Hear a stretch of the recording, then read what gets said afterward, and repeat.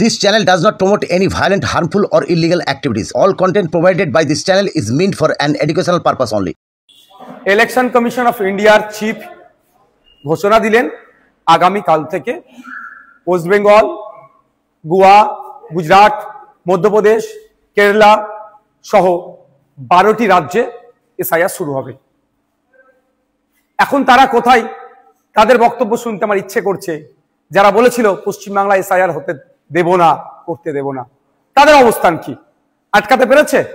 আমি ডে 1 থেকে বলে আসছিলাম, যখন এসআইআর নিয়ে চর্চা হচ্ছিল, যে এসআইআর নিয়ে আপনারা আতঙ্কিত হবেন না। আজকেও বলছি, এসআইআর নিয়ে আতঙ্কিত হবেন না। আপনাদের ডকুমেন্টস আপনারা রেডি করুন।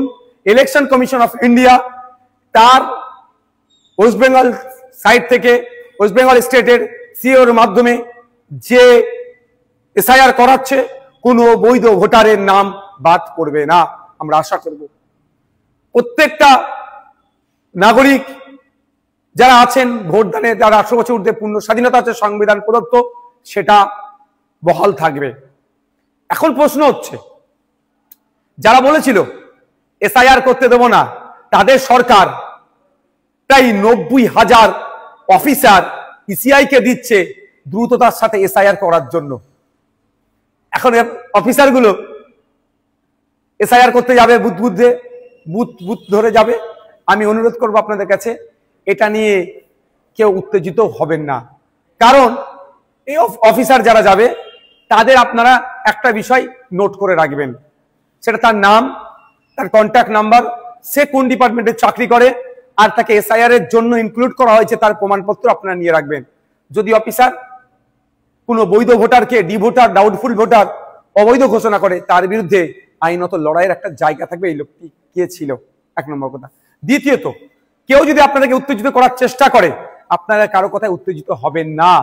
কারণ 2021 নির্বাচনের সময় তৃণমূলের নেতারা বলেছিল, সেন্ট্রাল ফোর্সের সামনে গিয়ে, সেন্ট্রাল ফোর্সকে আটকাতে গেলে ঘরে যা আছে, খুন্তি, ঝাঁটা, জুতো, কুদাল, এইসব কথা অনেক বলেছিল, গিয়ে দাঁড়াবে ওদের সামনে।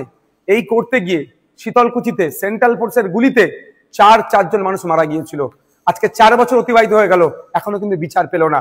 তাই বলবো, কারো কথায় উত্তেজিত হয়ে এই ধরনের ভুল পদক্ষেপ নেবেন না আপনারা। দেখুন, এটাতে বেশ কটা স্টেপ রেখেছে। প্রায় 1 মাস বুথ লেভেল অফিসারদের কাজ হবে বাড়ি বাড়ি গিয়ে এইগুলো সার্ভে করা, এই নির্দিষ্ট প্রক্রিয়া সম্পূর্ণ করা। তারপরে পাবলিশড হবে। পাবলিশড হওয়ার পরে প্রায় 1 মাস, হয়তো কারো যদি নাম ইচ্ছাকৃত হোক, অনিচ্ছাকৃত হোক, বা ডিস্টার্ব বাদ পড়ে বা ডিস্টার্ব হয়, সেক্ষেত্রে তার বলার সুযোগ, অভিযোগ জানানোর সুযোগ পাবে। একটা অনেক টাইমের এটা একটা প্রক্রিয়া আছে। সুতরাং হুট কথায় কারো কথা শুনে উত্তেজিত হয়ে যাবেন না, কারো ফাঁদে পা দিয়ে ফেলবেন না। এবার আমি উদাহরণস্বরূপ বলছি, আমার বাড়ি জাঙ্গিপাড়া বিধানসভার ফুরফুরা শরীফ অঞ্চলের 90 নম্বর বুথে, আর আমি চিৎকার করছি, আপনার বাঁকুড়াতে অমুক বুথে নাম বাদ পড়েছে, বীরভূমে অমুক বুথের নাম বাদ পড়েছে। তার আগে আমার প্রথম কাজ হবে আমার বুথটাতে সকল ভোটারদের নাম ঠিক আছে কে না নাই, সেটাও তাহলে আমি একটু দেখে নেওয়া। যেহেতু আমি সমালোচনা করছি, এটা নিয়ে সোচ্চার হচ্ছি, আমাদের বুথের রাম কাকা, রহিম চাচা, ফতেমা মা বা সীতা মায়ের নাম ঠিকঠাক আছে কি বৈধ ভোটারগুলোর, সেইগুলো একটু আমরা দেখে নেব। যখন বুথ হয়ে যাবে, অঞ্চল দেখব সবার ঠিক আছে নাকি। অঞ্চল হয়ে গেলে বিধানসভা, বিধানসভা হলে জেলা, জেলার পরে রাজ্য। সুতরাং আমার বলার এটাই বক্তব্য, কারো কথায় উত্তেজিত হবেন না। উত্তেজিত তারাই করতে চাইছে যারা রাজনৈতিক কারবারিরা। এই রাজনৈতিক কারবারিদের ফাঁদে পা দেবেন না। আর এসআইআর নিয়ে অযথা আতঙ্কিত হবেন না। আপনার কাছে যে ডকুমেন্টস আছে যথেষ্ট এসআইআর এ, অর্থাৎ নাম থাকার, অর্থাৎ বৈধ ভোটার হয়ে থাকার।